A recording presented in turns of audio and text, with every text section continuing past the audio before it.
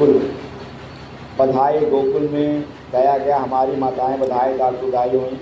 हाँ, लेकिन अब होता क्या है, गोकुल में कन्हैया जी हमारे 6 दिन का हो गए। कै दिन का भाई न?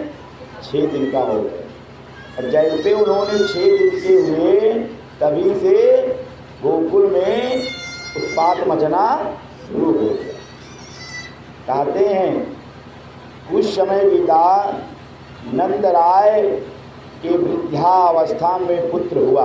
नंदराय जी को कब वृद्धावस्था में पुत्र की प्राप्ति हुआ, अपार हर्ष हुआ, आनंद हुआ, सारी गोपियां बधाई दी। नंद बाबा अन्न धन सोना चांदी जाल लुटाए, ब्राह्मणों को बहुत से दान किए। गोपियों कहते हैं नंदराय जी गोपियों को ब्रज की रक्षा का भार सौंप करके कि मैं पूरा भार तुम लोग के ऊपर सौंप दे रहा हूँ और मैं मथुरा जा रहा हूँ महाराज कंस को टैक्स देने। पहले टैक्स लगता कि नहीं लगता था? पहले लगता था कि नहीं लगता था? पहले जब राजकाज चलता था, राशि था, उस समय टैक्स लगता था, सबको टैक्स देना पड़ता था।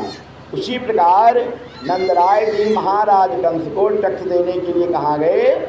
मथुरा चले गए, जा करके उनको टैक्स दे आए।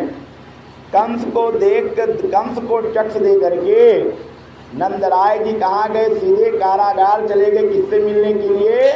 वासुदेव जी से मिलने के लिए चले गए, कारागार चले गए। वासुदेव जी ने मिलने गए, उनको अपने यहाँ पुत्र पैदा होने का समाचार सुनाया कि हे वासुदेव, हमारे घर वृद्धावस्था में मुझे पुत्र की प्राप्ति हुआ है। इसको सुन करके यशोदा मैया और देवकी मैया और वासुदेव जी बड़े प्रफुल्लित हुए। अच्छा, संयोग ये था जो कुछ हुआ था सो दोनों लोग भूल चुके थे कि हमारे पुत्र होम हुआ, सब भूल, माया ऐसा हुआ कि सब भूल गए। वही सूचना नंदराय जी पहुंचा रहे हैं, वासुदेव जी को बता रहे हैं कि हमें वृद्धावस्था में पुत्र की प्राप्ति हुआ। बड़े हर्ष की बात है, आपका पुत्र चिरंजीव है नंदराय, आपका पुत्र चिरंजीव हो। दूसरी, हम आपके एक दूसरे से बिछड़ गए हैं। काफ़ी दिन बाद नंदराय जी और वासुदेव जी का मुलाकात हुआ था, मैं बिछड़ गया हूँ। आज दोनों प्रेमी मिले हैं। इस संसार में दो प्रेमियों का मिलन बड़ा दुर्लभ है।